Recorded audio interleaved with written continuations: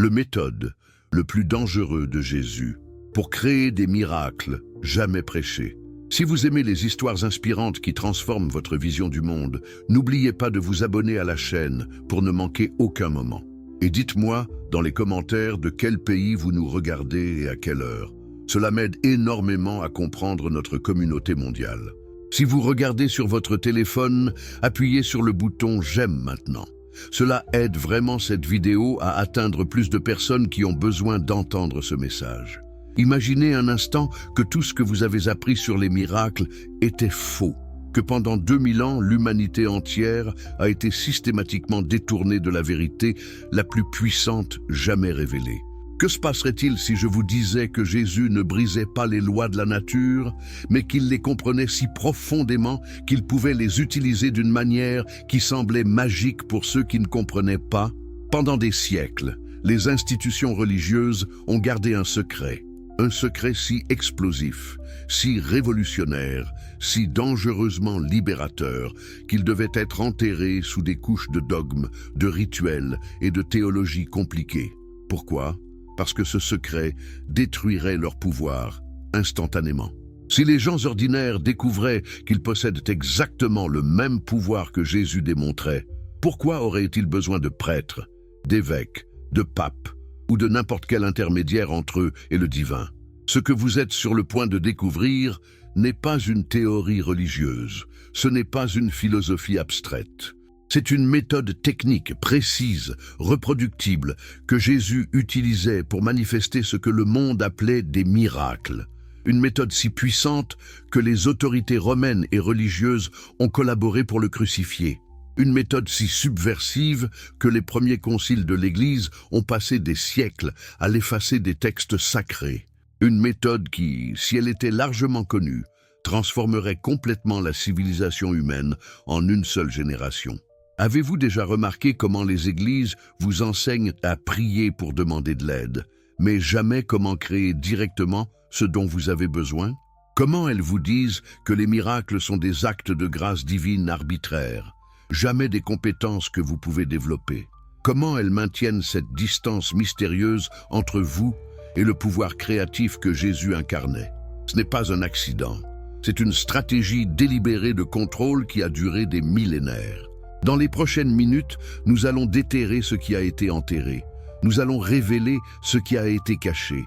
Nous allons exposer la méthode exacte que Jésus utilisait, comment elle fonctionne, pourquoi elle fonctionne, et surtout, comment vous pouvez commencer à l'utiliser immédiatement dans votre propre vie. Mais je dois vous avertir, une fois que vous connaîtrez cette vérité, vous ne pourrez plus jamais vous considérer comme impuissant. Une fois que vous aurez vu comment la réalité fonctionne réellement, vous ne pourrez plus blâmer les circonstances, d'autres personnes ou même Dieu pour votre vie. Vous deviendrez complètement responsable. Êtes-vous prêt pour cette responsabilité? Êtes-vous prêt à abandonner le confort de la victimisation pour embrasser le pouvoir terrifiant de la création consciente? Si oui, continuons. Sinon, il vaut peut-être mieux arrêter maintenant parce que ce qui suit va détruire toutes vos illusions confortables sur la nature de la réalité. Les érudits bibliques ont longtemps remarqué quelque chose d'étrange dans les évangiles. Jésus parlait constamment en paraboles, en histoires apparemment simples qui, selon lui, contenaient des mystères profonds. Mais pourquoi un enseignant qui voulait sauver l'humanité parlerait-il en code? Pourquoi ne pas simplement dire directement ce qu'il voulait dire? La réponse révèle quelque chose de fondamental sur la nature du pouvoir qu'il enseignait. Quand les disciples lui ont demandé pourquoi il parlait en paraboles, Jésus a donné une réponse choquante. Il a dit qu'il le faisait pour que ceux qui n'étaient pas prêts ne puissent pas comprendre, pour que voyant, ils ne voient pas, et entendant, ils n'entendent pas. Cela semble cruel, n'est-ce pas? Pourquoi cacher délibérément la vérité? Parce que Jésus savait quelque chose de crucial sur le pouvoir créatif de la conscience humaine, quelque chose que la physique quantique commence seulement maintenant à confirmer. Le pouvoir qu'il enseignait n'est pas quelque chose qui peut être simplement transmis par des mots.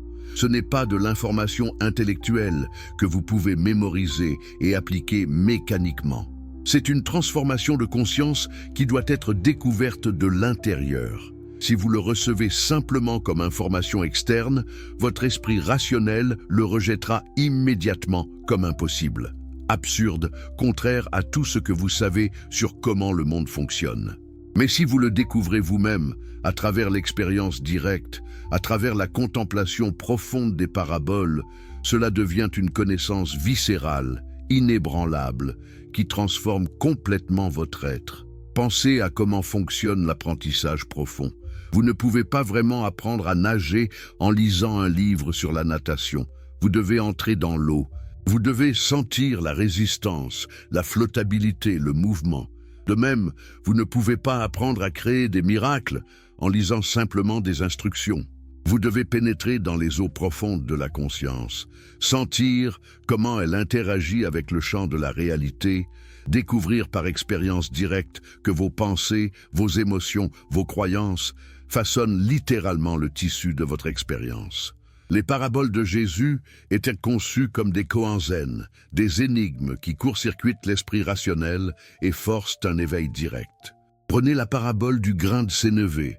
Il dit que le royaume des cieux est comme un grain de sénévé, la plus petite de toutes les graines, qui pousse pour devenir le plus grand des arbres. À la surface, c'est une histoire mignonne sur la croissance. Mais le code caché est profond. Le grain de sénévé représente une intention pure, une pensée unique, minuscule en apparence, mais contenant en elle le potentiel de devenir une réalité massive. Jésus enseignait que la conscience fonctionne comme une graine. Vous plantez une pensée graine dans le sol fertile de votre subconscient. Vous l'arrosez avec émotion et attention. Vous la protégez des doutes et des peurs qui sont comme les mauvaises herbes, et inévitablement, mathématiquement, elle pousse pour devenir une manifestation physique réelle dans votre vie. Mais remarquez ce que la parabole ne dit pas. Elle ne dit pas de planter la graine, puis de la déterrer constamment pour vérifier si elle pousse. Elle ne dit pas de s'inquiéter et de douter. Elle décrit un processus naturel, inévitable, où la graine contient déjà le programme complet de l'arbre mature. Tout ce qui est nécessaire est de fournir les conditions appropriées et d'avoir confiance dans le processus. C'est la première clé du méthode de Jésus, la confiance absolue dans les lois naturelles de la manifestation consciente. Avez-vous déjà planté une graine et passé des semaines à vous inquiéter qu'elle ne pousse pas? Non, vous la plantez et vous oubliez, sachant que la nature suivra son cours. Pourtant, quand il s'agit de manifester vos désirs, combien de temps passez-vous à vous inquiéter, à douter, à vérifier obsessivement si cela se manifeste? Cette anxiété elle-même est ce qui tue la graine de votre manifestation avant qu'elle ne puisse germer. Jésus comprenait cela profondément. C'est pourquoi il disait constamment « Ne vous inquiétez pas, ne doutez pas, ayez foi ». Mais qu'est-ce que la foi exactement? Les églises vous disent que c'est croire en Dieu. Mais dans le contexte du méthode de Jésus, la foi est quelque chose de beaucoup plus précis et technique. C'est l'état de conscience où il n'y a absolument aucune contradiction interne, aucun doute, aucune division entre ce que vous voulez et ce que vous croyez être possible. Dans une autre parabole, Jésus parle d'un homme qui trouve un trésor caché dans un champ. Que fait-il? Il cache à nouveau le trésor, va vendre tout ce qu'il possède et achète le champ. À première vue, c'est une histoire sur la valeur du royaume des cieux. Mais le code caché révèle quelque chose sur la nature de la manifestation consciente. Le trésor représente la réalisation que votre conscience est créative, que vous avez le pouvoir de manifester littéralement ce que vous désirez. Mais remarquez que l'homme ne crie pas sa découverte, il la cache à nouveau. Pourquoi? Parce que Jésus savait que partager prématurément vos intentions de manifestation avec d'autres personnes, surtout des sceptiques, contamine votre champ énergétique avec leurs doutes et leurs peurs. Il enseignait de garder vos intentions sacrées privées, protégées, jusqu'à ce qu'elles se manifestent physiquement. Ensuite, l'homme vend tout ce qu'il possède. Cela représente l'abandon complet de votre ancienne identité, de vos anciennes croyances, de votre ancien sens de ce qui est possible. Vous ne pouvez pas manifester une nouvelle réalité tout en vous accrochant à l'ancienne. Vous devez être prêt à lâcher prise complètement, à vous vider totalement, pour que le nouveau puisse entrer. C'est le concept de kénosis, le vidage dont nous parlerons plus en détail. Finalement, il achète le champ. Cela représente la prise de possession complète, l'acceptation totale que cette nouvelle réalité est maintenant la vôtre. Pas dans le futur, mais maintenant. C'est le moment crucial où la potentialité se transforme en actualité dans votre conscience. Et une fois que c'est vrai dans votre conscience, la manifestation physique est juste une question de temps. Mais pourquoi Jésus cachait-il ses enseignements dans des paraboles au lieu de les enseigner directement? Parce qu'il savait ce qui lui arriverait, et ce qui arriverait à tous ceux qui enseigneraient ouvertement ces vérités. Les autorités religieuses de son époque n'étaient pas stupides. Elles comprenaient exactement ce que Jésus faisait. Il donnait aux gens ordinaires, aux pécheurs, aux prostituées, aux collecteurs d'impôts, aux marginaux de la société, le pouvoir qui était censé être réservé à l'élite sacerdotale. Dans le système du temple juif de l'époque, il y avait une hiérarchie stricte. Seul le grand prêtre pouvait entrer dans le Saint des Saints, la présence directe de Dieu, et seulement une fois par an. Le reste des gens devaient passer par des couches et des couches d'intermédiaires. Ils offraient des sacrifices d'animaux, payaient des taxes au temple, suivaient des rituels complexes, tout pour obtenir la faveur divine à travers la médiation des prêtres. Puis vient Jésus, disant aux gens qu'ils n'ont besoin d'aucun de cela, que le royaume de Dieu est à l'intérieur d'eux, qu'ils peuvent accéder directement au pouvoir créatif divin, qu'ils sont, en fait, des enfants de Dieu avec la même nature que le Père. Pouvez-vous imaginer à quel point cela était révolutionnaire? À quel point c'était dangereux pour le système de pouvoir établi? C'est comme si aujourd'hui, quelqu'un découvrait une source d'énergie illimitée et gratuite et commençait à l'enseigner gratuitement aux masses. Les industries pétrolières, les compagnies d'électricité, tous ceux dont le pouvoir et la richesse dépendent du contrôle de l'énergie, feraient tout pour supprimer cette information. Ils discréditeraient l'inventeur, le déclareraient fou, dangereux, hérétique. Ils utiliseraient le gouvernement, les médias, toutes les ressources à leur disposition pour éteindre cette menace à leur monopole. C'est exactement ce qui est arrivé à Jésus. Les autorités du temple ont vu qu'il enseignait aux gens ordinaires comment accéder directement au pouvoir divin, contournant complètement leur système de contrôle. Ils ont vu des foules massives le suivre, non pas parce qu'il promettait un paradis après la mort, mais parce qu'il démontrait un pouvoir réel, tangible, ici et maintenant. Il guérissait les malades, nourrissait les affamés, ressuscitait les morts. Et plus dangereux encore, il disait que n'importe qui pourrait faire la même chose.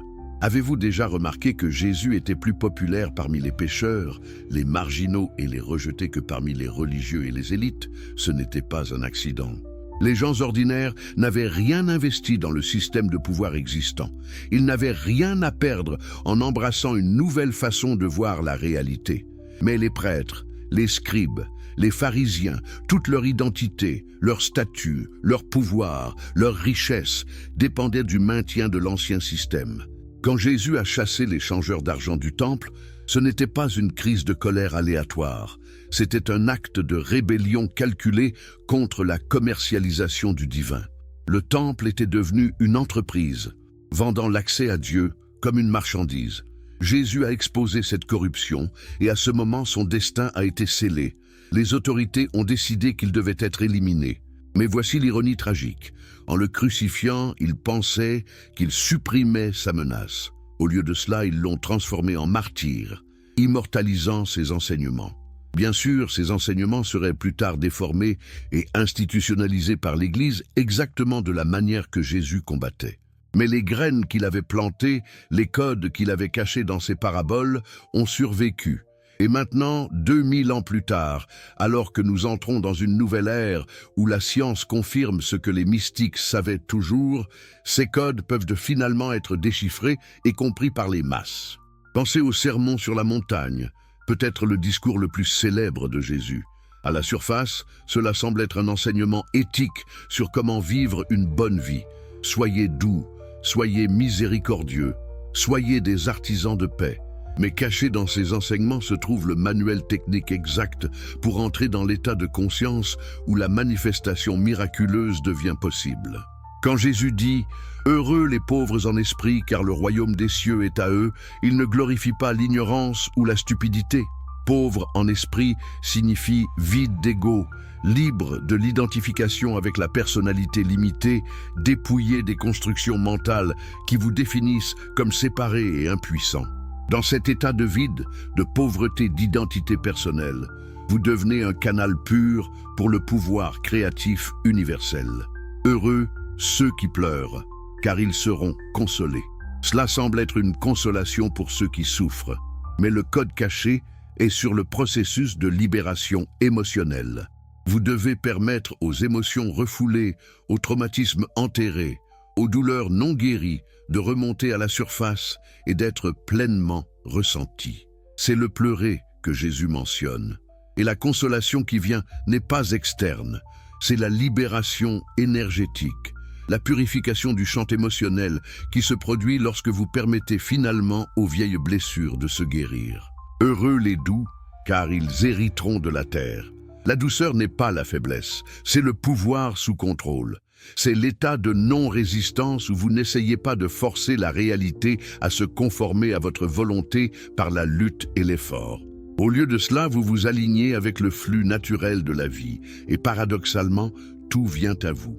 Vous héritez de la terre, non pas en la conquérant, mais en vous harmonisant avec elle. Chaque béatitude est une instruction technique. Heureux les affamés et assoiffés de justice, car ils seront rassasiés. Justice ici ne signifie pas punition des méchants. Le mot grec original, dikaiosune, signifie alignement, rectitude, être en harmonie avec l'ordre divin. Ceux qui désirent ardemment cet alignement, cet état de flow avec l'univers, seront satisfaits parce qu'ils découvriront qu'ils peuvent entrer dans cet état par choix conscient. Heureux les miséricordieux, car ils obtiendront miséricorde.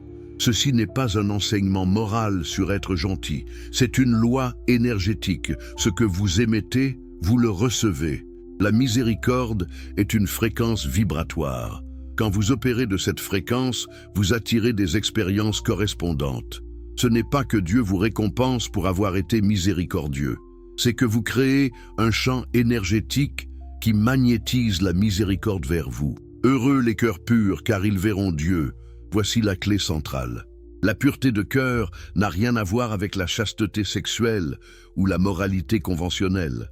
Cela signifie un cœur non divisé, une intention singulière, une conscience unifiée, sans conflit interne.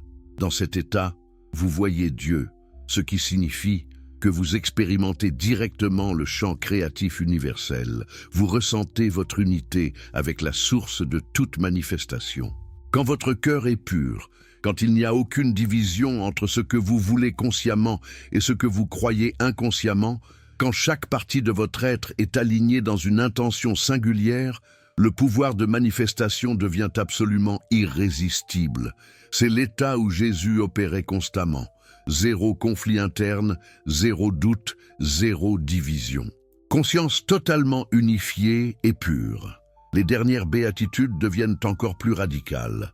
Heureux les artisans de paix, car ils seront appelés fils de Dieu. Un artisan de paix n'est pas quelqu'un qui évite les conflits.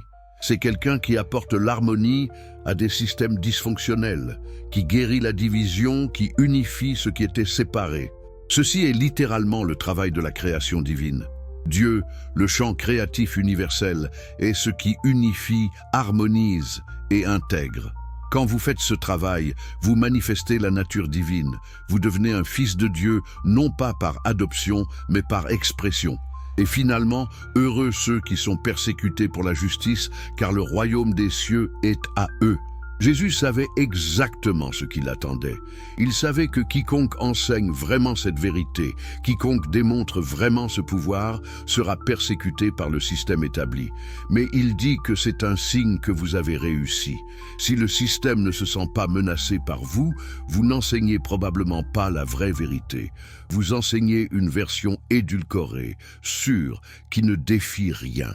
Le royaume des cieux, dont Jésus parlait constamment, n'était pas un lieu dans l'au-delà. C'était un état de conscience accessible ici et maintenant.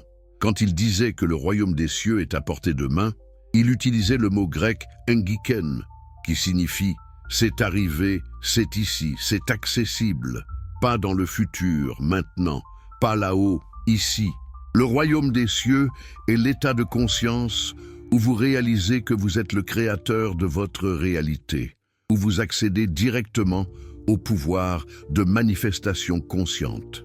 Les pharisiens lui ont demandé une fois quand le royaume de Dieu viendrait. Sa réponse était révélatrice. Le royaume de Dieu ne vient pas de manière visible. On ne dira pas « le voici » ou « le voilà ». Car le royaume de Dieu est au-dedans de vous. Il disait que ce n'est pas un événement externe, pas une intervention divine que vous attendez. C'est une réalisation interne, un éveil à ce qui a toujours été vrai, que la source divine, le pouvoir créatif, est votre propre nature la plus profonde. Mais pourquoi cette vérité était-elle si dangereuse?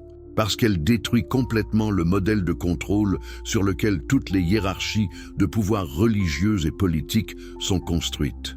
Si les gens réalisent qu'ils ne sont pas impuissants, qu'ils ne sont pas nés dans le péché, qu'ils ne nécessitent pas de sauveurs externes ou d'intermédiaires, qu'ils ont un accès direct au pouvoir créatif divin, alors à quoi servent les prêtres? À quoi servent les rituels? À quoi servent les taxes du temple? À quoi sert toute la structure de contrôle? Jésus attaquait le fondement même du système de pouvoir, non pas par la violence, mais par l'enseignement de la vérité. Il démocratisait l'accès au divin. Il disait que le mendiant dans la rue a le même accès au pouvoir créatif que le grand prêtre. En fait, souvent plus, parce que le mendiant n'a pas d'ego spirituel, pas de faux sens de supériorité, pas d'investissement dans la hiérarchie. Le mendiant peut recevoir la vérité plus facilement que le prêtre qui a passé sa vie entière à construire une identité autour de sa position spéciale. C'est pourquoi Jésus disait constamment des choses scandaleuses comme « Les prostituées et les collecteurs d'impôts entreront dans le royaume de Dieu avant vous ». Il ne glorifiait pas le péché. Il exposait l'hypocrisie des religieux qui utilisaient leur position pour contrôler les autres tout en se croyant spirituellement supérieurs. Les prostituées et les collecteurs d'impôts, conscients de leur humanité imparfaite, étaient souvent plus ouverts à la transformation que les pharisiens enfermés dans leur rectitude autoproclamée. Le conflit entre Jésus et les autorités religieuses atteignit son apogée lors de plusieurs confrontations publiques. Une fois, ils lui ont tendu un piège en lui amenant une femme surprise en flagrant délit d'adultère. Selon la loi de Moïse, elle devait être lapidée. Ils lui ont demandé ce qu'il en pensait, sachant que quelle que soit sa réponse, il serait coincé. S'il disait de la lapider, il trahirait son message de miséricorde. S'il disait de la libérer, il pourrait être accusé de rejeter la loi de Moïse. Sa réponse était brillante. Que celui qui est sans péché jette la première pierre. Un par un, ses accusateurs sont partis, réalisant leur propre hypocrisie. Puis, il a dit à la femme, « Je ne te condamne pas non plus. Va et ne pêche plus. » Remarquez qu'il ne l'a pas condamné, mais il ne l'a pas non plus excusé. Il l'a responsabilisé. Il lui a donné le choix et le pouvoir de transformer sa vie. C'est l'essence de l'approche de Jésus. Pas de jugement, pas de contrôle externe, mais autonomisation. Il voyait le potentiel divin en chacun et les invitait à le réaliser. Il ne disait pas « Suivez-moi comme votre maître pour toujours ». Il disait « Apprenez de moi, puis faites ce que je fais. Devenez vous-même un maître ». C'est complètement différent du modèle hiérarchique où le maître reste toujours au-dessus et les disciples restent toujours en dessous. Les autorités ont finalement comploté pour le tuer après qu'il ait ressuscité Lazare d'entre les morts. Vous penseriez qu'un miracle aussi stupéfiant gagnerait les gens à sa cause, et cela a fonctionné pour les gens ordinaires. Des foules massives ont commencé à le suivre après cet événement, mais pour les autorités, c'était la goutte qui a fait déborder le vase. Ils ont réalisé que si cet homme pouvait vraiment ressusciter les morts, il n'y avait aucune limite à son pouvoir. Il devait être arrêté avant que son influence ne devienne incontrôlable. L'Évangile de Jean rapporte que les chefs des prêtres ont déclaré « Si nous le laissons faire, tout le monde croira en lui, et les Romains viendront détruire notre temple et notre nation. » C'est révélateur. Ils ne craignaient pas pour le bien spirituel des gens. Ils craignaient pour leur propre pouvoir et position. Ils savaient que Rome tolérait leur autorité tant qu'ils maintenaient le contrôle sur le peuple juif. Mais si Jésus devenait un mouvement de masse, Rome interviendrait et il perdrait tout. Alors, ils ont fait un marché avec Pilate, le gouverneur romain. Ils ont livré Jésus avec l'accusation qu'il se proclamait roi, ce qui était une trahison contre Rome. Pilate ne se souciait pas vraiment de théologie juive, mais la trahison était un crime qu'il devait prendre au sérieux. Même ainsi, il a trouvé Jésus innocent et a essayé de le libérer. Mais les foules, manipulées par les chefs des prêtres, ont exigé sa crucifixion. La crucifixion était plus qu'une exécution, c'était un message. Rome crucifiait les rebelles publiquement pour terroriser les autres et les décourager de défier l'autorité. Le message était clair. Voilà ce qui arrive à quiconque remet en question l'ordre établi. Voilà le sort de ceux qui pensent pouvoir changer le système. Les autorités pensaient qu'en tuant Jésus, elles tuaient son mouvement. Mais elles n'ont pas compris que l'idée que Jésus incarnait ne pouvait pas être tuée. Vous pouvez tuer un homme, mais vous ne pouvez pas tuer une idée dont le temps est venu. La vérité que Jésus enseignait, que chaque être humain a accès direct au pouvoir créatif divin, que la conscience peut littéralement façonner la réalité, que nous ne sommes pas impuissants mais infiniment puissants, cette vérité a survécu. Même lorsque l'Église institutionnelle a plus tard tenté de la supprimer et de la déformer, des pistes ont survécu dans les textes, attendant d'être découvertes par ceux qui ont des yeux pour voir et des oreilles pour entendre. Aujourd'hui, nous vivons à un moment unique dans l'histoire humaine. La science rattrape enfin la spiritualité. La physique quantique démontre que la conscience affecte la matière. La neuroplasticité prouve que nous pouvons recabler notre cerveau. L'épigénétique montre que nos pensées et émotions peuvent littéralement activer et désactiver des gènes. Toutes les pièces se mettent en place pour une compréhension complète de ce que Jésus enseignait il y a 2000 ans. Le voile est en train de se lever. Le secret que les institutions ont gardé pendant des millénaires ne peut plus être contenu. Trop de gens s'éveillent, trop de gens expérimentent directement le pouvoir de la conscience créative. Trop de gens réalisent qu'ils n'ont pas besoin de permission, d'intermédiaires ou d'autorités externes pour accéder à leur propre divinité innée. C'est pourquoi ce message est si crucial maintenant. Pas comme information historique sur ce qu'un homme a fait il y a 2000 ans, mais comme manuel pratique pour ce que vous pouvez faire aujourd'hui. Le méthode de Jésus n'était pas unique à lui. C'était et c'est le méthode universelle de manifestation consciente disponible pour tout être humain qui choisit de le maîtriser. Êtes-vous prêt à plonger plus profondément? Êtes-vous prêt à comprendre non seulement ce que Jésus faisait, mais comment il le faisait? Êtes-vous prêt à apprendre la science réelle derrière les miracles, à découvrir pourquoi la conscience a le pouvoir de restructurer la matière elle-même? Si oui, continuons ce voyage vers le cœur du méthode le plus dangereux jamais enseigné. Pendant longtemps, la spiritualité et la science ont été considérées comme des domaines opposés, incompatibles. La spiritualité traitait de l'invisible, de l'immesurable, du mystique. La science traitait du tangible, du mesurable, du reproductible. Mais au XXe siècle, quelque chose d'extraordinaire s'est produit. Les physiciens qui étudiaient le niveau le plus fondamental de la réalité, les particules subatomiques, ont commencé à découvrir des choses qui ressemblaient plus à de la mystique qu'à de la physique. L'expérience de la double fente, menée pour la première fois au début des années 1800 mais raffinée tout au long du XXe siècle, a révélé quelque chose d'époustouflant. Lorsque les scientifiques tiraient des électrons individuels à travers deux fentes, les électrons se comportaient comme des ondes, créant un motif d'interférence sur l'écran derrière. Cela avait du sens, mais voici ce qui était choquant. Lorsqu'ils plaçaient un détecteur pour observer par quelle fente l'électron passait réellement, le motif changeait complètement. L'électron se comportait soudainement comme une particule, pas comme une onde. Qu'est-ce que cela signifie? Cela signifie que l'acte d'observation lui-même affecte le comportement de la matière au niveau quantique. La conscience ne regarde pas passivement un monde préexistant. La conscience participe activement à créer ce qu'elle observe. C'est exactement ce que Jésus semblait comprendre instinctivement, il y a 2000 ans. Quand Jésus regardait un lépreux, il ne voyait pas seulement une personne malade. Il voyait la santé parfaite qui existait comme potentialité dans le champ quantique.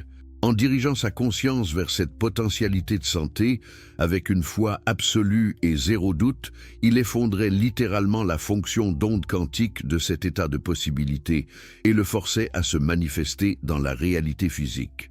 Le lépreux était guéri non pas par magie surnaturelle, mais par une compréhension et une application avancée des lois naturelles de la conscience et de la matière. Niels Bohr, l'un des fondateurs de la mécanique quantique, a dit « Tout ce que nous appelons réel est fait de choses qui ne peuvent pas être considérées comme réelles. À un niveau fondamental, la matière n'est pas solide. Ce sont des probabilités, des possibilités flottant dans un champ d'énergie jusqu'à ce que la conscience entre et dise « Cette possibilité, celle-là, manifestez-vous maintenant ». C'est le pouvoir créatif de la conscience que Jésus maîtrisait et utilisait avec précision chirurgicale. Werner Heisenberg, un autre pionnier de la physique quantique, a déclaré « Les atomes ne sont pas des choses, ce sont seulement des tendances. Pensez-y, au niveau le plus fondamental, la réalité n'est pas faite de choses solides, mais de tendances, de potentialités, de possibilités. Et qui ou quoi décide quelle possibilité se manifeste? La conscience, votre conscience, ma conscience, la conscience de Jésus. Nous sommes tous des participants actifs dans le processus créatif continu de la réalité. Mais Jésus ne s'est pas arrêté à la compréhension intellectuelle. Il a développé un ensemble spécifique de techniques pour maximiser ce pouvoir créatif de la conscience. Il a découvert que certains états de conscience sont exponentiellement plus puissants que d'autres pour la manifestation. Et il a trouvé des moyens d'entrer dans ces états à volonté. Les neuroscientifiques modernes ont identifié différentes ondes cérébrales associées à différents états de conscience. Les ondes bêta sont l'état de veille normal, l'esprit analytique et actif. Les ondes alpha sont un état de relaxation détendue, le pont entre conscient et subconscient. Les ondes θ sont encore plus profondes, l'état de méditation profonde, de rêve et d'accès subconscient. Les ondes delta sont le sommeil profond sans rêve. Quand Jésus se retirait pour prier seul, souvent toute la nuit, il n'avait pas simplement des conversations verbales avec Dieu. Il entrait dans des états profonds d'ondes θ, et peut-être même delta tout en restant conscient, une pratique que les yogis appellent yoga nidra ou sommeil yogique. Dans ces états, la barrière entre l'esprit conscient et le subconscient se dissout et vous avez un accès direct au subconscient où toutes vos croyances, programmes et schémas sont stockés. Pourquoi est-ce important? Parce que votre subconscient est comme le système d'exploitation de votre vie. Votre esprit conscient peut vouloir l'abondance, la santé, l'amour, mais si votre subconscient contient des programmes qui disent « tu ne mérites pas, c'est trop dangereux, ce n'est pas possible pour quelqu'un comme toi », alors ces programmes subconscients vont saboter vos désirs conscients chaque fois. Jésus avait nettoyé complètement son subconscient. Il ne restait aucun programme limitant, aucune croyance dysfonctionnelle, aucun doute caché. Son esprit conscient et son subconscient étaient en alignement parfait. Quand il voulait quelque chose, chaque niveau de son être voulait la même chose. Cette unité interne créait un champ énergétique tellement cohérent, tellement puissant, que la matière physique devait se réorganiser pour correspondre. L'Institut HeartMath a mené des recherches fascinantes sur la cohérence cardiaque.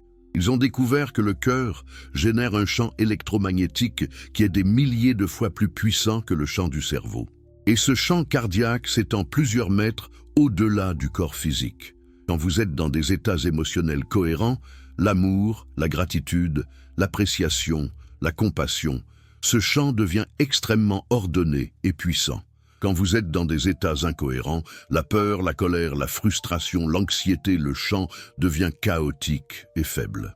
Jésus opérait constamment dans un état de cohérence cardiaque maximum. Son état émotionnel dominant était l'amour inconditionnel, pas comme un concept religieux sucré, mais comme une fréquence vibratoire spécifique. Cet état d'amour n'est pas dirigé vers quelqu'un ou quelque chose en particulier. C'est simplement l'état d'être de votre système énergétique. Et quand vous opérez de cet état, des choses remarquables se produisent.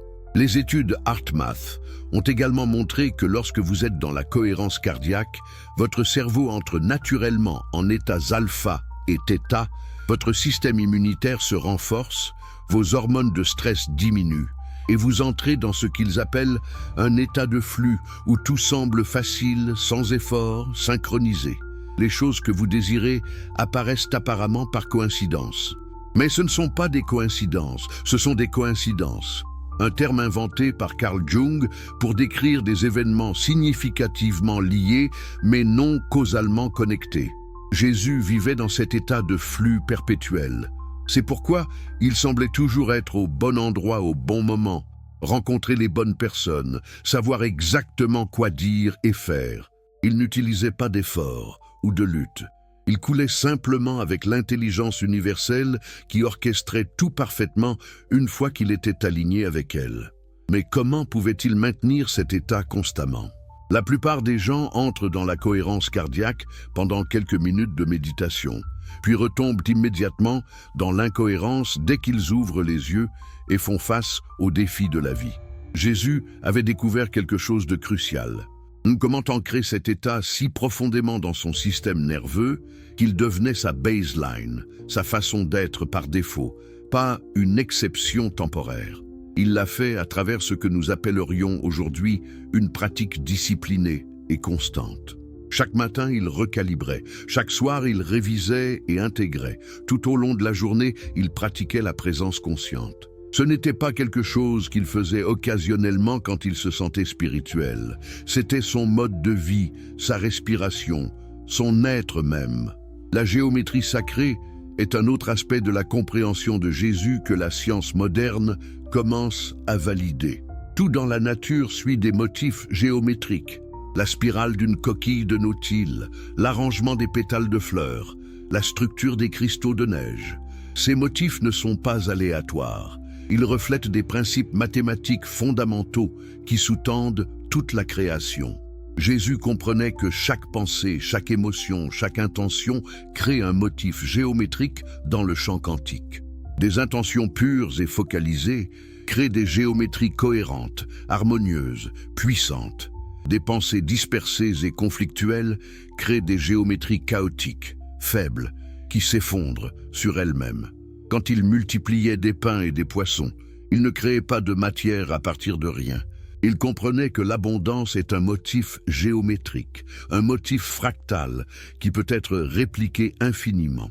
Il focalisait sa conscience sur ce motif d'abondance et permettait au champ quantique de l'exprimer physiquement.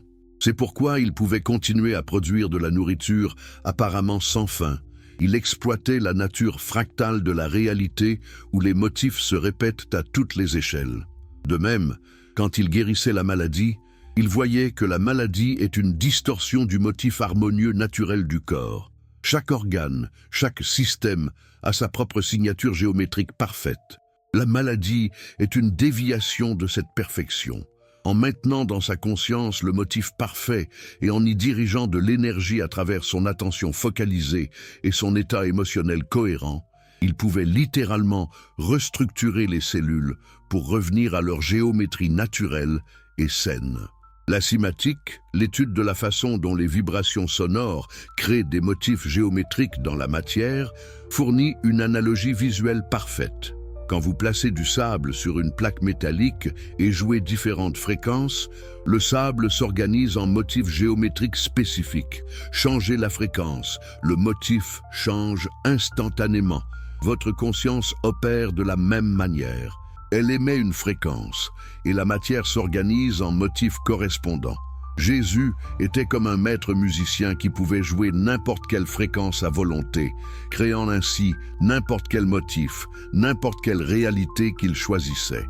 Et la fréquence la plus puissante, la note fondamentale de tout l'univers, est l'amour. Pas l'amour romantique, pas l'amour sentimental, mais l'amour comme cohérence vibratoire fondamentale, comme l'état d'unité et d'harmonie qui sous-tend toute la création. Quand Jésus disait que Dieu est amour, ce n'était pas une déclaration théologique mignonne, c'était une description physique précise.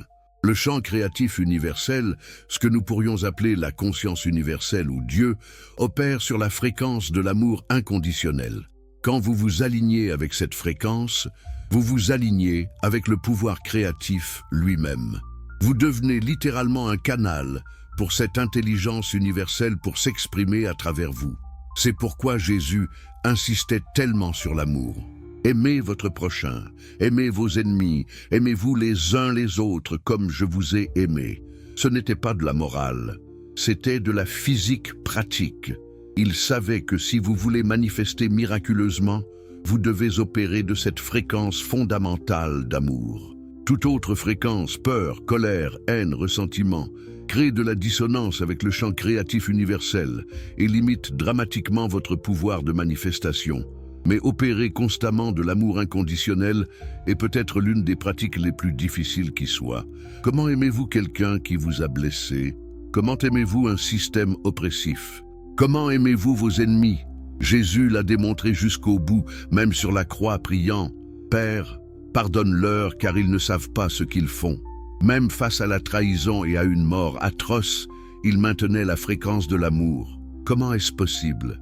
Parce qu'il comprenait que les gens opèrent toujours depuis leur niveau de conscience actuel.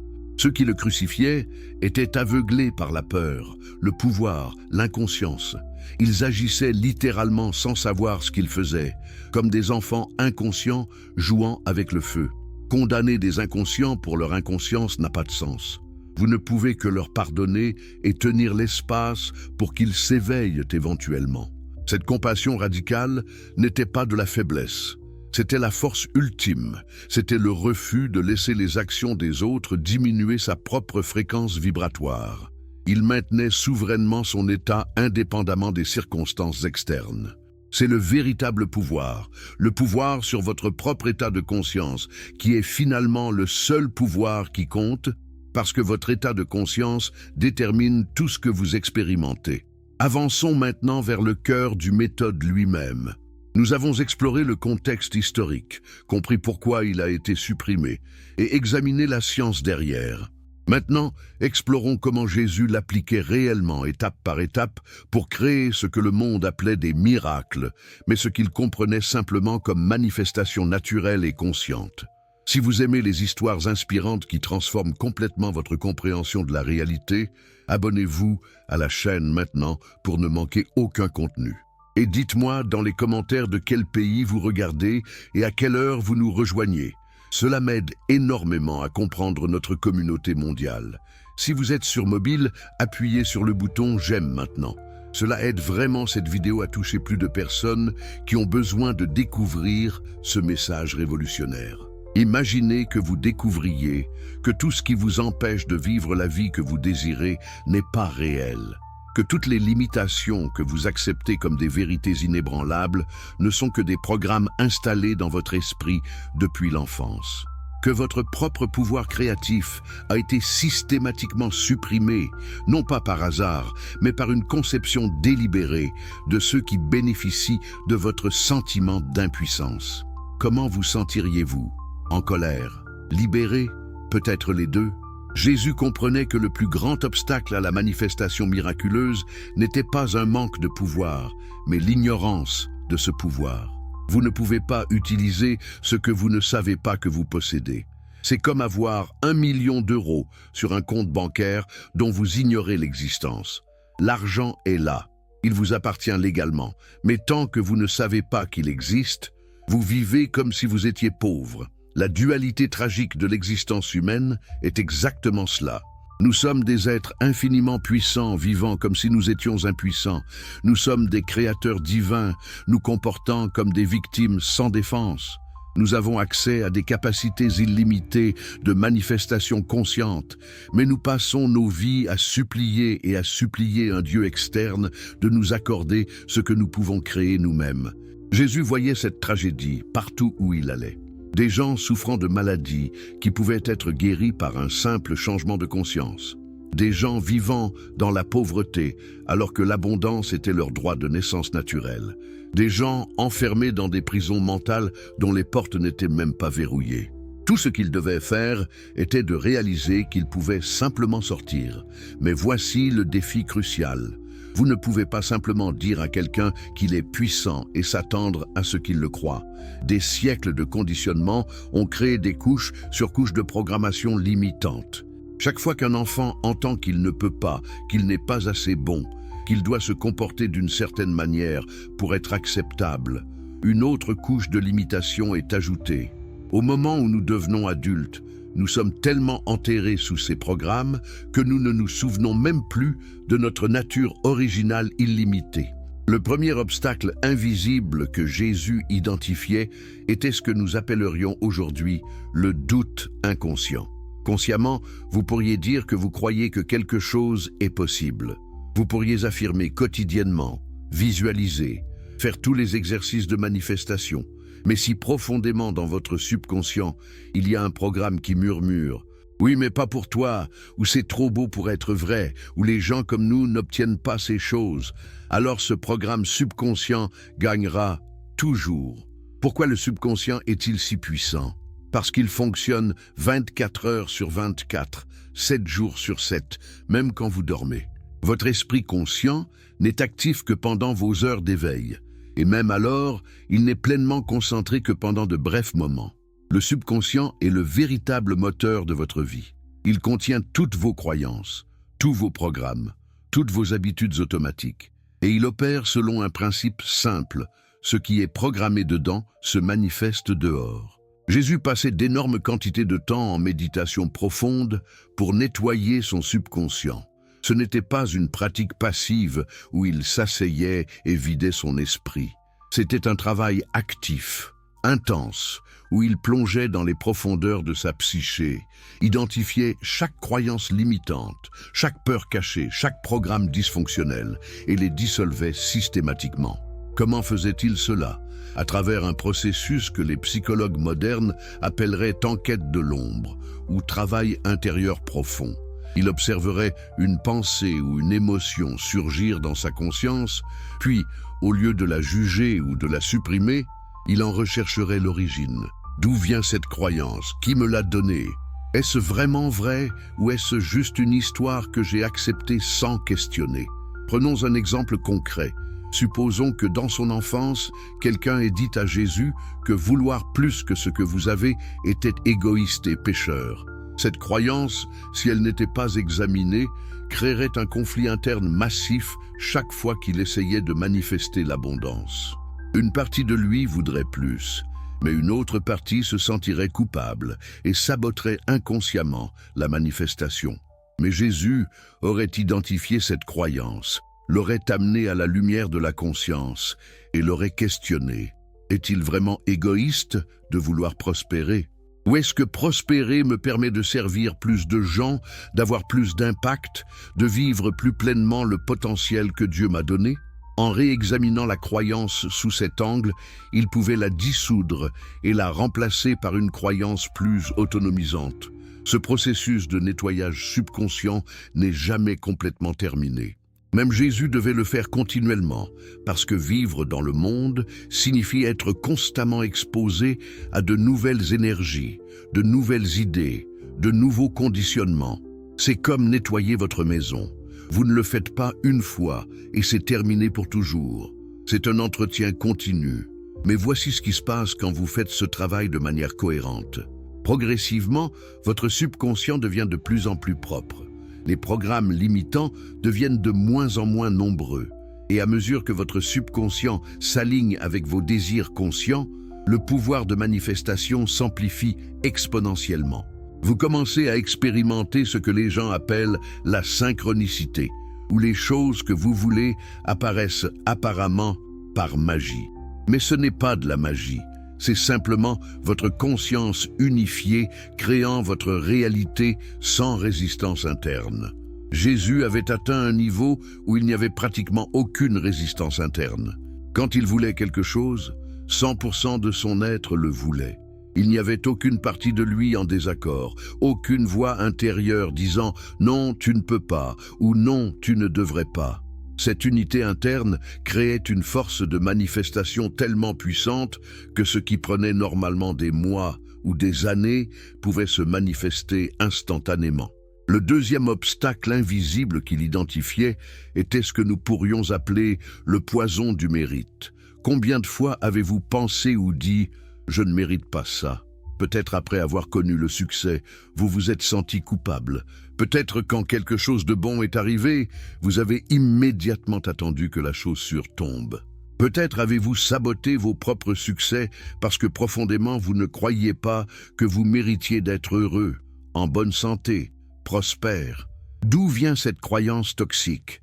Des siècles de conditionnement religieux autour du péché originel.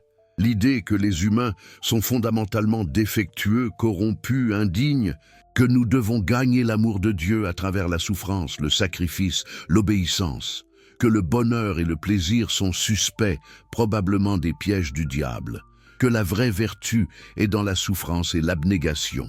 Jésus rejetait complètement cette vision. Quand il disait « Le royaume de Dieu est en vous », il affirmait que chaque être humain porte la nature divine. Vous n'êtes pas né dans le péché, vous êtes né dans la divinité.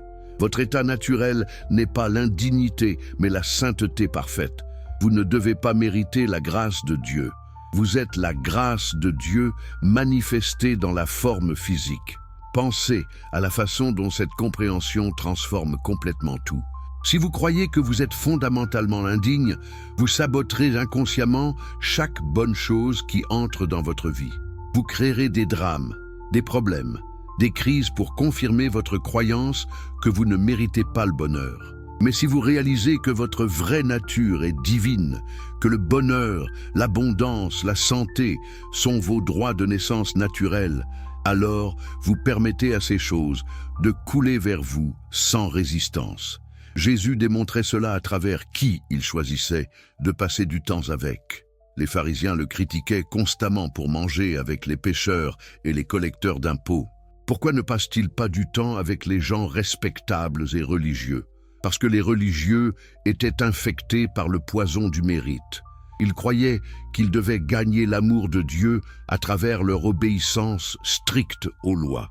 Cette croyance même les bloquait de recevoir la grâce qui était déjà là.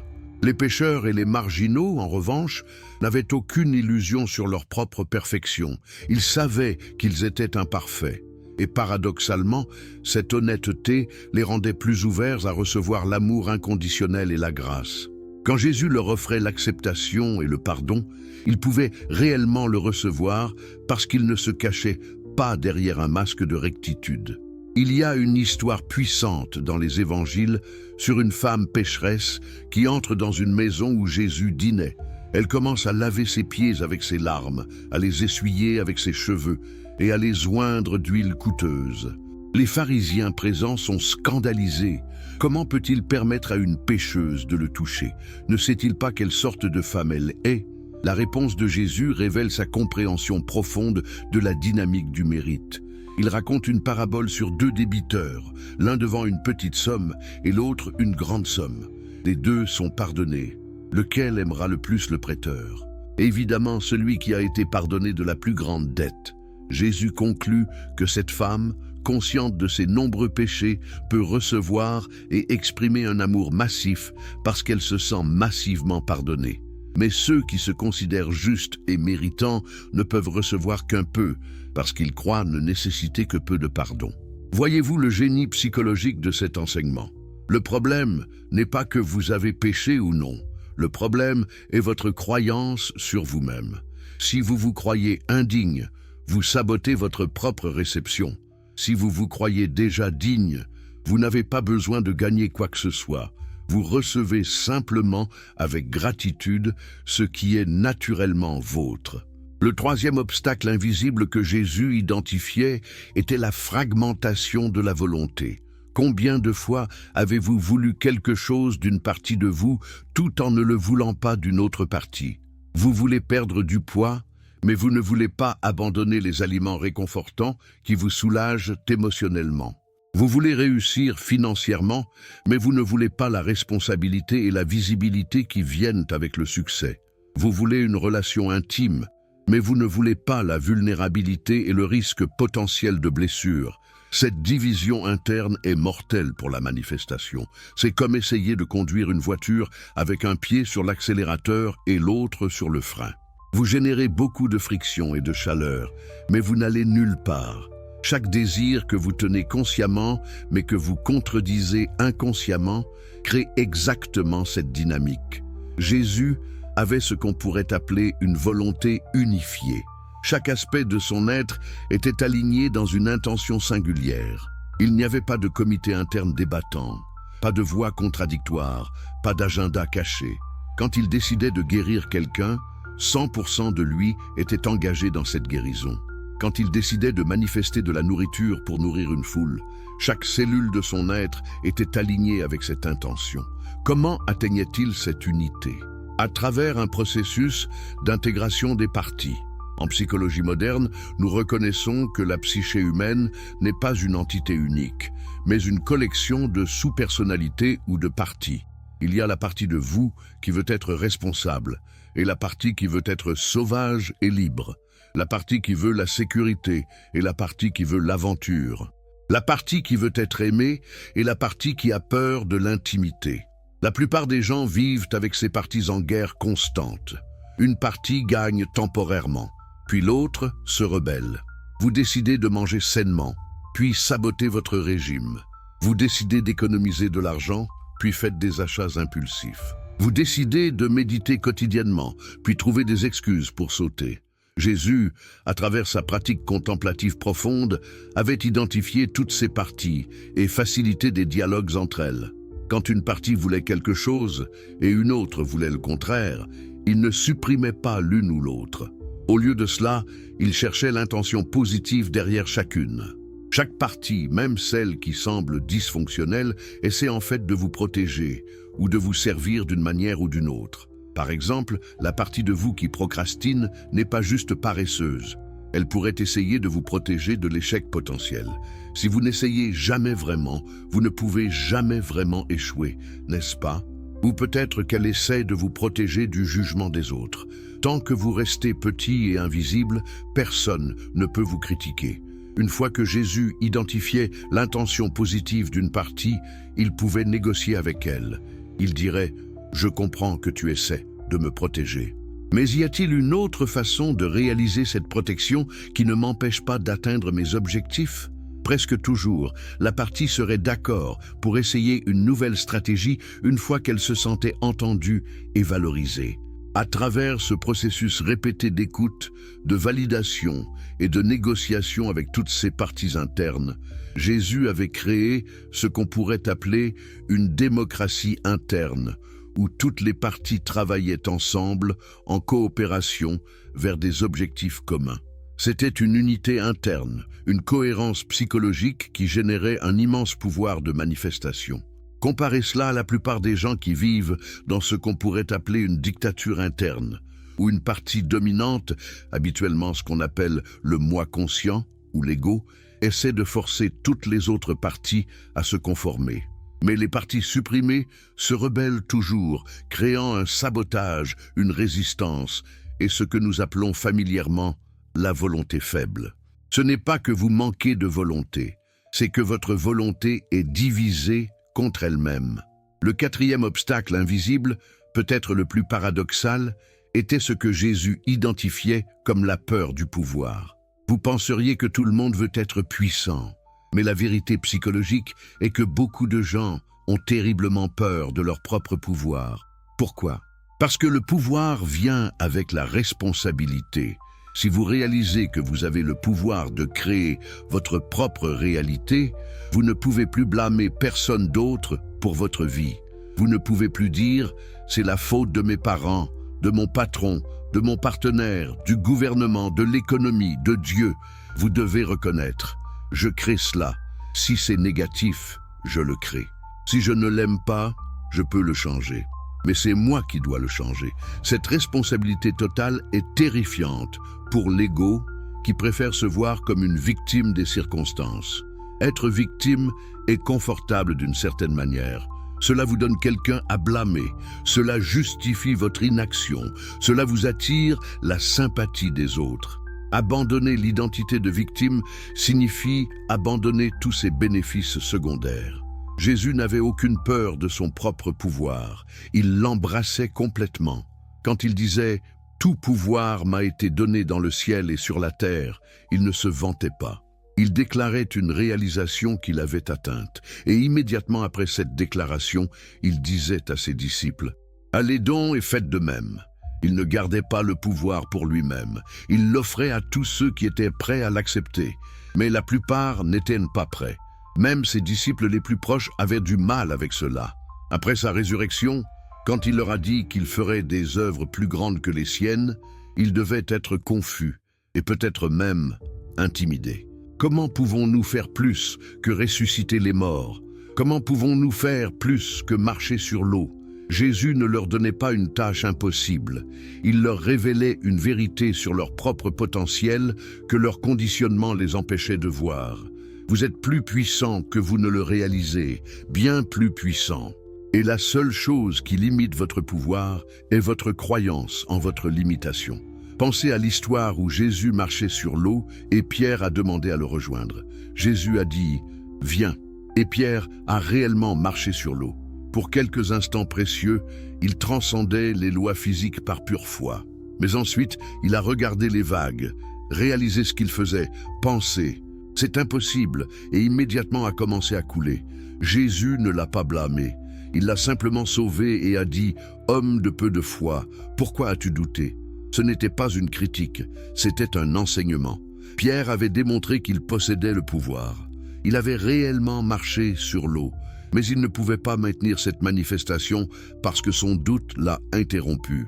C'est l'expérience de la plupart des gens avec la manifestation consciente.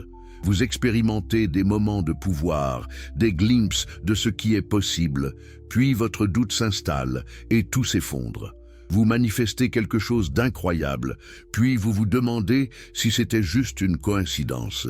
Cette remise en question même dissipe l'énergie et rend plus difficile la manifestation à nouveau. Jésus enseignait qu'il ne faut jamais remettre en question vos succès. Quand quelque chose se manifeste, même si cela semble être une coïncidence, revendiquez-le. Reconnaissez-le comme le fruit de votre conscience créative. Remerciez-le. Célébrez-le. Cela renforce le circuit neural et énergétique, facilitant les manifestations futures. Au contraire, quand quelque chose ne se manifeste pas comme vous l'aviez souhaité, ne le personnalisez pas. Ne dites pas « je suis un échec, je ne peux pas manifester, cela ne fonctionne pas pour moi ». Au lieu de cela, traitez-le comme des données. Qu'est-ce que je peux apprendre de cela? Où était le blocage? Quelle croyance limitante était active? Quelle partie de moi résistait? Cette approche transforme l'échec en feedback, ce qui élimine la charge émotionnelle négative et vous permet d'ajuster et de réessayer. Jésus était un expérimentateur constant. Il testait les limites de ce qui était possible. Et quand quelque chose ne fonctionnait pas comme prévu, il ajustait son approche et essayait à nouveau jusqu'à ce qu'il trouve ce qui fonctionnait. Les obstacles sociaux à la manifestation étaient tout aussi redoutables que les obstacles internes. Jésus avait découvert que lorsque vous commencez à opérer avec un pouvoir réel, vous rencontrez inévitablement la résistance du champ collectif. Qu'est-ce que le champ collectif? C'est le champ de conscience partagé de l'humanité, le système de croyances communes que presque tout le monde accepte comme réel. Ce champ collectif opère sur certaines fréquences établies. La croyance que la maladie est inévitable, que la mort est finale, que les ressources sont limitées, que vous devez travailler dur pour survivre, que certaines choses sont simplement impossibles. Ces croyances collectives créent ce qu'on pourrait appeler une réalité consensuelle. La réalité que la plupart des gens expérimentent parce qu'ils sont en accord inconscient avec ces croyances. Quand un individu commence à opérer en dehors de cette réalité consensuelle, quand il commence à démontrer que les croyances collectives sont fausses, le champ collectif réagit, pas consciemment, mais automatiquement, comme un système immunitaire attaquant un corps étranger. Le collectif essaie de ramener l'individu en conformité, de restaurer l'homéostasie, de maintenir le statu quo. Cette résistance se manifeste de multiples façons. Les gens proches de vous commencent à douter de vous. Vous êtes sûr que c'est une bonne idée? Ce n'est pas un peu fou? Peut-être que tu devrais être plus réaliste. Leur doute n'est pas personnel. C'est le champ collectif parlant à travers eux, essayant de vous ramener dans la ligne. Les autorités deviennent suspicieuses. Qui est cette personne qui défie les règles établies? Que trame-t-elle? Nous devons la surveiller, la contrôler, peut-être l'arrêter avant qu'elle ne devienne une menace. Encore une fois, ce n'est pas vraiment personnel. C'est la structure de pouvoir établie, défendant automatiquement son existence contre toute menace perçue. Même les gens qui bénéficient de votre pouvoir peuvent devenir ambivalents. Oui, ils veulent la guérison, l'abondance, les miracles, mais ils veulent aussi que vous restiez dans un rôle compréhensible. Ils veulent que vous soyez le guérisseur, mais pas trop puissant, le leader, mais pas trop révolutionnaire, le prophète, mais pas trop menaçant pour l'ordre établi. Jésus expérimentait constamment cela. Après avoir nourri miraculeusement 5000 personnes avec quelques pains et poissons, la foule voulait le faire roi. C'était une tentation massive. Imaginez, il aurait pu avoir un pouvoir politique réel, des ressources illimitées, la capacité d'influencer des nations entières. Mais il a refusé et s'est échappé dans les montagnes. Pourquoi ? Parce qu'il comprenait que devenir roi dans le système établi signifierait devenir partie du système.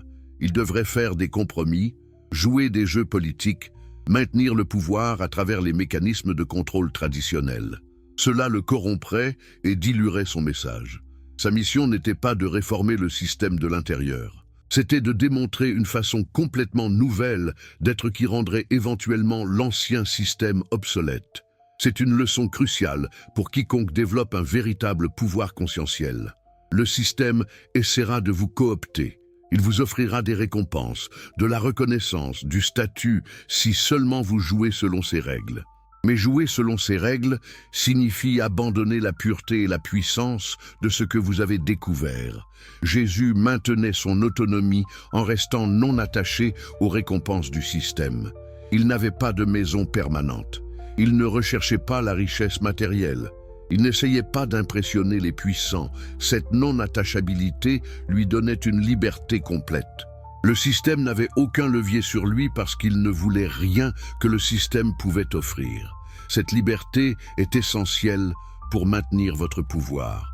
Dès que vous commencez à vouloir l'approbation, la reconnaissance, les récompenses matérielles du système, vous donnez au système du pouvoir sur vous. Il peut alors vous contrôler en menaçant de retirer ces choses. Mais si vous êtes complètement souverain, tirant votre satisfaction et votre sens de vous-même de l'intérieur plutôt que de l'extérieur, vous êtes invincible. Un autre obstacle social majeur était ce que nous pourrions appeler les sceptiques toxiques. Toute personne développant un pouvoir réel rencontrera des sceptiques. Certains sont des sceptiques sains qui posent des questions légitimes et sont réellement ouverts à être persuadés par des preuves. Jésus engageait ces personnes. Il répondait à leurs questions, faisait des démonstrations, les invitait à expérimenter par eux-mêmes. Mais il y a aussi des sceptiques toxiques dont le scepticisme n'est pas basé sur une enquête honnête, mais sur un besoin psychologique de dénier et d'attaquer. Ces personnes ne poseront jamais de questions honnêtes. Peu importe combien de preuves vous fournissez, elles trouveront des moyens de les rejeter. Leur identité entière est construite autour d'être les gardiens de ce qui est réel et possible, et admettre que vous avez raison signifierait démanteler cette identité. Jésus reconnaissait ces personnes et refusait de leur lancer des perles devant les porcs. Cette phrase souvent mal comprise ne concernait pas le mépris pour les autres, elle concernait la préservation de l'énergie. Engager avec des sceptiques toxiques est un trou noir d'énergie. Vous pouvez dépenser des heures, des jours, des années à essayer de les convaincre, et ils ne changeront jamais d'avis parce que leur scepticisme n'est pas intellectuel, mais émotionnel. Plus insidieusement, engager avec eux vous ouvre à leurs attaques énergétiques. Rappelez-vous, les pensées et les émotions sont des énergies réelles. Quand quelqu'un vous dirige du doute, de la peur, de la négativité intense, cette énergie vous affecte réellement. Si vous n'êtes pas soigneusement protégé, elle peut contaminer votre propre champ, introduisant le doute là où il n'y en avait pas, C'est pourquoi Jésus enseignait ses disciples à secouer la poussière de leurs pieds quand ils quittaient une ville qui rejetait leur message. Ce n'était pas un geste de mépris, c'était un rituel énergétique de libération, de ne pas emporter avec eux l'énergie du rejet et du doute. Vous devez apprendre à faire de même. Quand quelqu'un rejette ce que vous offrez, ne le prenez pas personnellement, ne vous attardez pas dessus, ne laissez pas leur énergie s'accrocher à vous. Libérez-la et continuez.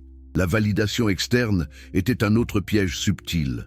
Quand vous commencez à manifester avec succès, il y a une tentation naturelle de vouloir montrer votre pouvoir, de prouver aux sceptiques qu'ils avaient tort, de gagner la reconnaissance et l'admiration des autres. Cette tentation peut sembler inoffensive, mais elle est en fait très dangereuse pour votre pouvoir. Pourquoi ? Parce que le moment où vous commencez à chercher la validation externe, vous transférez votre pouvoir de l'intérieur vers l'extérieur. Votre état interne devient dépendant de la réaction externe. Si les gens vous admirent, vous vous sentez bien. S'ils vous critiquent, vous vous sentez mal. Vous êtes devenu esclave des opinions des autres, ce qui est exactement le contraire de la souveraineté que vous cultiviez. Jésus résistait constamment à cette tentation. Après des guérisons miraculeuses, il disait souvent aux gens de ne parler à personne de ce qui s'était passé. Pourquoi ? Parce qu'il ne voulait pas que son travail devienne un spectacle, quelque chose fait pour les applaudissements et la reconnaissance de la foule.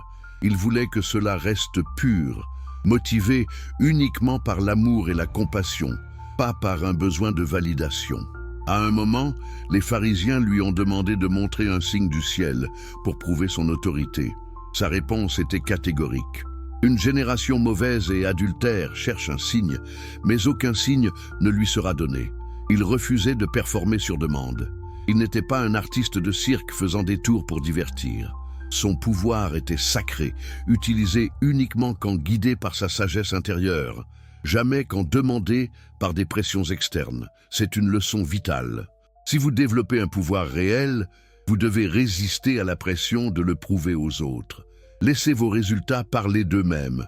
Manifestez en privé. Vivez votre vie transformée. Laissez les gens remarquer le changement et vous demandez quel est votre secret.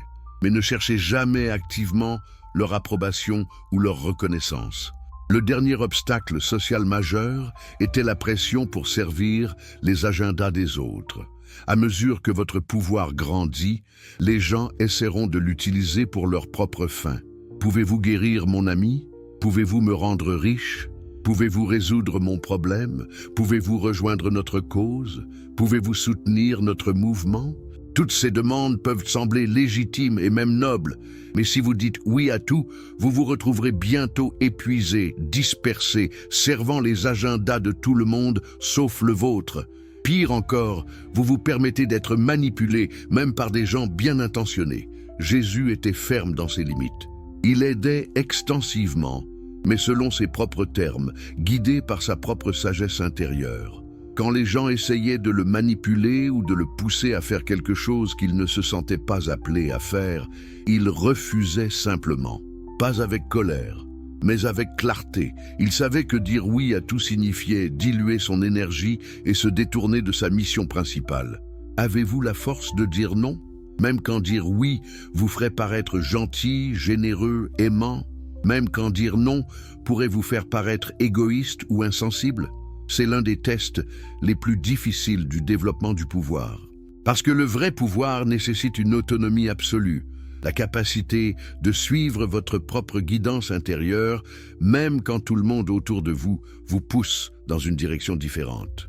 Mais quand vous maintenez cette autonomie, quand vous restez fidèle à votre propre vérité intérieure, malgré toutes les pressions externes, vous accédez à un niveau de pouvoir que ceux qui cherchent constamment l'approbation externe ne peuvent jamais atteindre. Vous devenez comme Jésus, opérant d'une source intérieure si profonde, si pure, si puissante, que le monde extérieur ne peut que réagir à vous. Vous ne réagissez plus au monde. Le monde réagit à vous. C'est le renversement de pouvoir que Jésus incarnait et enseignait. La plupart des gens sont réactifs, constamment façonnés par les circonstances externes, les opinions des autres, les pressions du système. Mais quand vous faites le travail intérieur, quand vous nettoyez votre subconscient, unifiez votre volonté, acceptez votre propre pouvoir, maintenez l'autonomie face à la pression sociale, vous devenez créatif, vous façonnez les circonstances, vous influencez les autres, vous transformez le système par votre simple présence. C'est la promesse et le défi du chemin que Jésus démontrait. Ce n'est pas facile, ce n'est pas rapide. Cela demande une discipline, un courage et un engagement qui vont bien au-delà de ce que la plupart des gens sont prêts à donner. Mais pour ceux qui sont prêts, pour ceux qui s'engagent vraiment dans cette transformation, la récompense n'est rien de moins qu'une libération complète des limitations. Un accès à des capacités créatives que la plupart considèrent comme impossibles, et une vie vécue au niveau de l'extraordinaire que Jésus appelait le royaume de Dieu.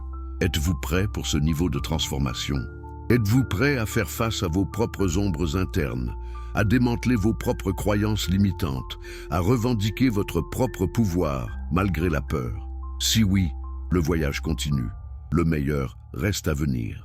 Si cette histoire vous touche profondément et transforme votre vision de ce qui est possible, abonnez-vous maintenant pour ne manquer aucune révélation. Écrivez dans les commentaires de quel pays vous nous regardez et à quelle heure vous découvrez ce message. Cela m'aide énormément à comprendre notre communauté mondiale qui s'éveille. Si vous êtes sur votre téléphone en ce moment, touchez le bouton j'aime. Ce simple geste aide cette vidéo à atteindre des milliers de personnes supplémentaires qui ont désespérément besoin d'entendre cette vérité. Avez-vous déjà rencontré quelqu'un dont la simple présence changeait l'atmosphère d'une pièce? Quelqu'un qui n'avait pas besoin de parler pour que vous sentiez quelque chose de différent, quelque chose de puissant, quelque chose qui vous faisait vous demander qui était vraiment cette personne. C'est ce que les gens expérimentaient constamment autour de Jésus. Mais ce n'était pas du charisme au sens conventionnel. C'était quelque chose de beaucoup plus profond, beaucoup plus réel. Quand vous atteignez un certain niveau de maîtrise de la conscience, quand vous avez nettoyé votre subconscient, unifié votre volonté et aligné chaque aspect de votre être avec les fréquences les plus élevées, vous commencez à manifester ce que nous pourrions appeler des signes de domination. Ces signes ne sont pas des accomplissements à exhiber. Ils sont des indicateurs naturels que vous opérez à un niveau de conscience radicalement différent de la plupart des gens. Le premier signe, le plus dramatique, est la manifestation instantanée. Imaginez vouloir quelque chose et le voir apparaître immédiatement dans votre réalité, pas en quelques jours, pas en quelques semaines, mais maintenant, instantanément. C'est ce que Jésus démontrait régulièrement. Quand il transformait l'eau en vin aux noces de Cana, ce n'était pas un processus graduel. L'eau était eau, puis soudainement, c'était du vin. Transformation instantanée. Comment est-ce possible? Rappelez-vous ce que nous avons exploré sur la nature quantique de la réalité. Au niveau fondamental, rien n'est solide. Tout est énergie vibrant à différentes fréquences. L'eau vibre à une certaine fréquence. Le vin vibre à une autre. Quand votre conscience est suffisamment focalisée et puissante, elle peut littéralement changer la fréquence vibratoire de la matière, la transformant instantanément d'une forme à une autre. Mais pourquoi la plupart des gens ne peuvent-ils pas faire cela? Parce qu'il y a un décalage temporel entre intention et manifestation. Vous plantez une graine de désir aujourd'hui, mais elle doit germer, croître, mûrir avant de produire des fruits. Ce décalage n'est pas une loi universelle immuable. C'est une fonction de votre niveau de résistance interne. Plus vous avez de doutes, de peurs, de croyances contradictoires, plus le décalage est long. Pensez-y comme à la vitesse d'Internet. Si vous avez une connexion lente avec beaucoup d'interférences, télécharger un fichier prend du temps. Mais si vous avez une connexion ultra rapide sans aucune interférence, le téléchargement est pratiquement instantané. Votre conscience fonctionne de la même manière. Les doutes et les croyances limitantes sont comme des interférences qui ralentissent votre vitesse de manifestation. Jésus avait éliminé toutes les interférences, créant une connexion cristalline entre intention et matérialisation. À mesure que vous progressez sur ce chemin, à mesure que vous nettoyez votre subconscient et alignez votre être entier, vous remarquerez que le décalage temporel diminue. Au début, peut-être que les choses prennent des mois à se manifester, puis des semaines, puis des jours, puis des heures, et finalement, pour ceux qui atteignent la maîtrise complète, c'est instantané. Mais même avant d'atteindre la manifestation instantanée, vous commencerez à expérimenter ce que les gens appellent des synchronicités de plus en plus fréquentes. Vous pensez à quelqu'un et il vous appelle. Vous avez besoin de quelque chose et quelqu'un vous l'offre spontanément. Vous vous demandez quelque chose et la réponse apparaît dans un livre que vous ouvrez au hasard. Ces coïncidences ne sont pas des accidents. Ce sont des manifestations partielles, des signes que votre pouvoir créatif s'active. Le deuxième signe de maîtrise est ce que nous pourrions appeler la transmutation des éléments. C'est le pouvoir de changer la structure moléculaire même de la matière à travers la conscience focalisée. Les alchimistes médiévaux passaient leur vie à essayer de transformer le plomb en or. Ils travaillaient avec des fourneaux, des produits chimiques, des formules complexes. Mais les vrais alchimistes, les maîtres cachés, savaient que la vraie alchimie n'était pas chimique, mais conscientielle. Jésus démontrait cette alchimie conscientielle quand il multipliait les pains et les poissons. Il ne créait pas de matière à partir de rien, ce qui serait une violation de la conservation de l'énergie. Au lieu de cela, il réorganisait l'énergie existante dans de nouvelles configurations. Il prenait l'énergie ambiante, l'énergie de l'air, la lumière, le champ quantique lui-même, et la condensait en matière physique sous la forme de nourriture. Cela semble impossible. La physique moderne nous dit que la matière et l'énergie sont interchangeables. C'est la signification de la célèbre équation d'Einstein E1mc2. L'énergie peut devenir matière, la matière peut devenir énergie. Ce n'est pas de la mystique, c'est de la physique fondamentale. La différence est que les physiciens ont besoin d'accélérateurs de particules massifs et de quantités énormes d'énergie pour faciliter cette conversion. Jésus le faisait avec sa conscience. Comment? En comprenant que la conscience elle-même est énergie. Pas une énergie faible et nébuleuse, mais l'énergie la plus fondamentale et la plus puissante de l'univers. La conscience est ce qui organise toute autre énergie. C'est le champ organisateur, le principe intelligent qui structure la réalité. Quand vous accédez pleinement à ce pouvoir de conscience, vous pouvez littéralement réorganiser la matière à volonté. Jésus marchait sur l'eau en changeant la densité de son corps ou de l'eau elle-même à travers sa conscience focalisée. Il pouvait rendre son corps plus léger que l'eau ou rendre l'eau plus dense pour supporter son poids. C'est une manipulation consciente de propriétés physiques que nous considérons normalement comme fixes et immuables. Mais rien n'est fixe, tout est fluide au niveau quantique. Tout peut être changé par une conscience suffisamment puissante. Les histoires de saints et de yogis à travers l'histoire confirment que ces capacités ne sont pas uniques à Jésus. Saint Joseph de Cupertino lévitait régulièrement devant des témoins. Thérèse Neumann vivait pendant des années sans nourriture ni eau, seulement avec l'Eucharistie quotidienne. Paramahansa Yogananda décrit de nombreux yogis indiens démontrant un contrôle remarquable sur la matière et les processus corporels. Ces capacités sont latentes dans tous les êtres humains, attendant d'être activées par la pratique correcte. Le troisième signe, le plus controversé et le plus défiant la compréhension, est la résurrection des morts. Jésus a ressuscité Lazare qui était mort depuis 4 jours et déjà en décomposition. Il a ressuscité la fille de Jaïro. Il a ressuscité le fils d'une veuve. Et finalement, il s'est ressuscité lui-même. Comment quelque chose d'aussi impossible peut-il être réel? Comprenons d'abord ce qu'est la mort du point de vue conscientiel. La mort physique n'est pas l'anéantissement. C'est la séparation de la conscience du corps physique. Le corps cesse de fonctionner, mais la conscience, l'essence de ce que vous êtes, continue d'exister dans une autre dimension ou état. Les traditions mystiques de toutes les cultures enseignent cela. Les expériences de mort imminente modernes le confirment.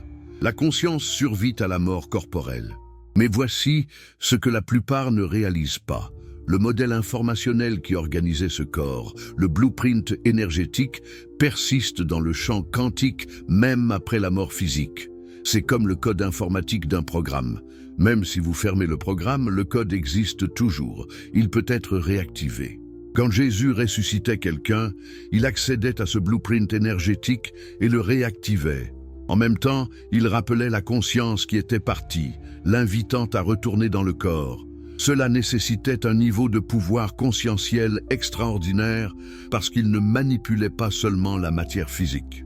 Il interagissait avec d'autres dimensions de la réalité, communiquant avec des consciences désincarnées et les persuadant de revenir. Pourquoi toutes les consciences désincarnées accepteraient-elles de revenir? Elles ne le feraient pas toutes. C'est pourquoi Jésus ne pouvait pas ressusciter n'importe qui, n'importe quand. Il devait y avoir un accord au niveau de l'âme. Lazare était prêt à revenir. La petite fille était prête. Le fils de la veuve était prêt. Mais d'autres qu'il aurait pu vouloir ressusciter, comme Jean le Baptiste après son exécution, n'étaient peut-être pas prêts ou disposés à retourner. Cela révèle quelque chose de profond sur la nature du pouvoir conscientiel.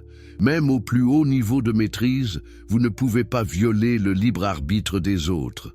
Vous ne pouvez influencer, persuader, inviter, créer des conditions, mais pas forcer. Chaque conscience est souveraine. Même Jésus, avec tout son pouvoir, respectait cette souveraineté. Sa propre résurrection était différente parce que c'était son propre corps et sa propre conscience. Il n'avait pas besoin de persuader personne. Il avait déclaré, avant sa crucifixion, « J'ai le pouvoir de donner ma vie et le pouvoir de la reprendre ». Il comprenait que la mort physique n'était pas finale pour quelqu'un qui maîtrisait la conscience. C'était simplement une transition temporaire qu'il pouvait inverser à volonté. Son corps physique a été tué. Sa conscience s'est retirée. Mais contrairement à la plupart des morts, il maintenait une connexion active avec son corps même après la mort. Pendant 3 jours, il travaillait dans d'autres dimensions de la réalité, complétant ce que les traditions mystiques appellent la descente aux enfers, où il libérait des âmes emprisonnées et accomplissait d'autres travaux nécessaires.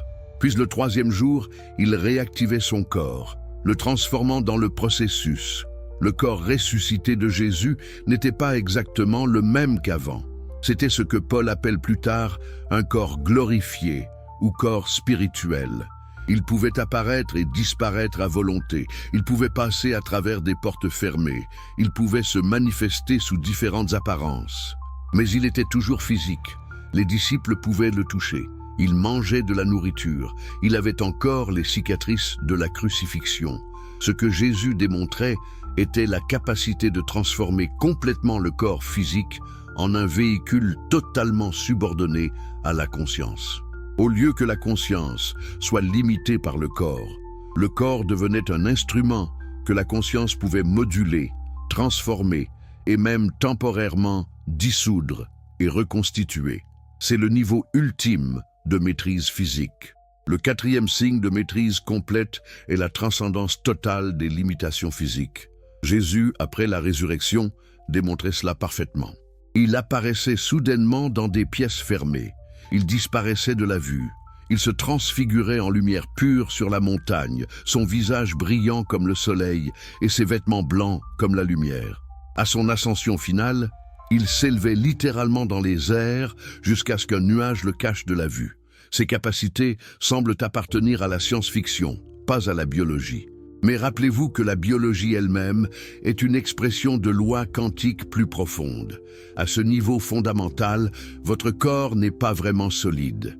C'est un champ d'énergie organisé par votre conscience. Quand votre conscience atteint un certain niveau de maîtrise, elle peut réorganiser ce champ de manière qui défie complètement nos hypothèses ordinaires sur ce qui est possible. La lévitation, la téléportation, la transformation en lumière, ce ne sont pas des miracles surnaturels. Ce sont des manifestations naturelles d'une conscience qui s'est complètement libérée de l'identification avec la forme physique. Jésus ne se voyait plus comme un corps qui avait une conscience. Il se voyait comme une conscience qui utilisait temporairement un corps. Cette inversion d'identification change tout.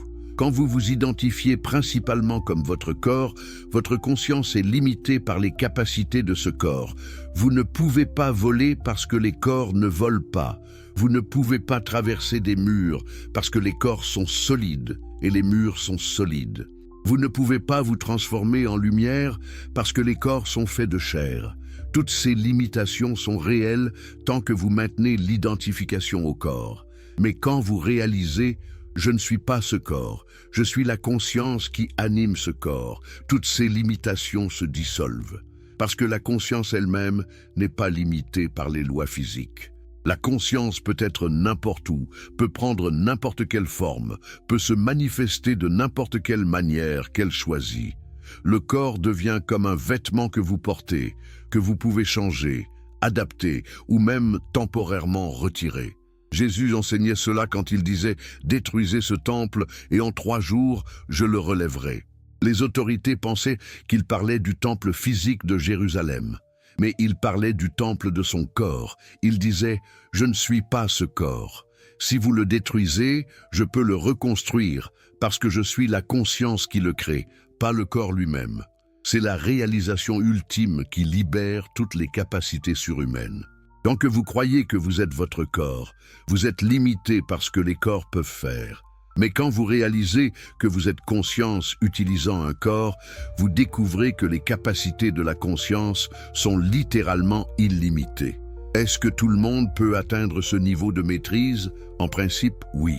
Nous avons tous le même équipement fondamental, la même conscience, le même accès potentiel à ces capacités. Mais en pratique, cela demande un niveau de discipline, de pratique et de transformation que très peu sont prêts à entreprendre. C'est pourquoi, à travers l'histoire, seulement une poignée d'individus ont démontré ces capacités complètes. Mais même si vous n'atteignez jamais la maîtrise complète, même si vous ne lévitez jamais ou ne vous téléportez jamais, vous pouvez toujours accéder à un pouvoir de manifestation qui transformera complètement votre vie. Vous n'avez pas besoin de marcher sur l'eau pour créer l'abondance financière. Vous n'avez pas besoin de ressusciter les morts pour guérir votre corps de maladie. Vous n'avez pas besoin de vous transfigurer en lumière pour manifester des relations aimantes et épanouissantes. La méthode que Jésus enseignait fonctionne à tous les niveaux. Même un peu de ce pouvoir, même une petite maîtrise de votre conscience créative peut créer ce qui semble être des miracles dans votre vie quotidienne. Et c'est là que commence le voyage pour tous. Pas en essayant de ressusciter les morts, mais en apprenant à manifester de petites choses, en construisant progressivement votre pouvoir et votre confiance. Jésus comprenait cela. C'est pourquoi il donnait différents enseignements à différentes personnes selon leur niveau de préparation. Aux foules, il parlait en paraboles simples sur le royaume de Dieu.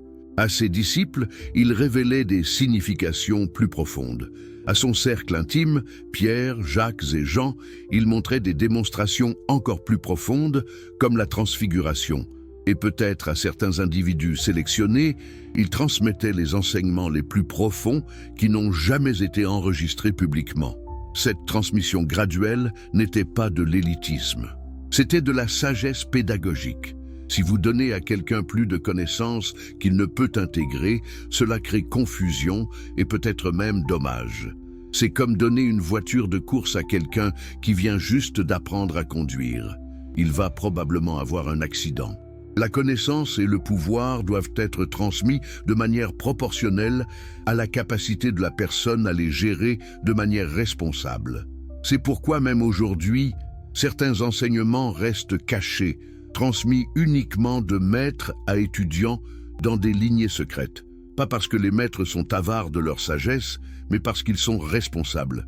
Ils savent que donner un pouvoir trop tôt à quelqu'un qui n'est pas éthiquement préparé peut être dangereux pour cette personne et pour les autres. Mais les enseignements fondamentaux, le cœur du méthode que Jésus utilisait, peuvent être partagés ouvertement parce qu'ils incluent leur propre garde-fou. Le méthode ne fonctionnera tout simplement pas si vous l'approchez avec des motivations égoïstes ou des intentions nuisibles. Pourquoi ? Parce que l'ego et les intentions nuisibles créent une dissonance interne qui bloque le pouvoir de manifestation. Rappelez-vous, le pouvoir vient de l'alignement interne complet. Si vous essayez d'utiliser le méthode pour nuire à quelqu'un, une partie de vous, votre conscience supérieure ou votre nature divine, résistera. Cette résistance créera un conflit interne qui sabote la manifestation. C'est un système de sécurité intégré. Le pouvoir s'active pleinement seulement quand il est utilisé en alignement avec l'amour, la compassion et le bien le plus élevé de tous. C'est pourquoi Jésus insistait tellement sur l'amour, pas comme un commandement moral, mais comme une nécessité pratique. Si vous voulez accéder au plein pouvoir de la conscience créative, vous devez opérer de la fréquence de l'amour. Toute autre fréquence limite votre accès. L'amour n'est pas optionnel pour un travail de manifestation puissant. C'est le carburant, la fréquence porteuse, l'essence même du pouvoir créatif. Maintenant, explorons quelque chose qui pourrait vous surprendre. Pendant 2000 ans, le vrai méthode de Jésus a été préservé, mais pas par l'Église institutionnelle.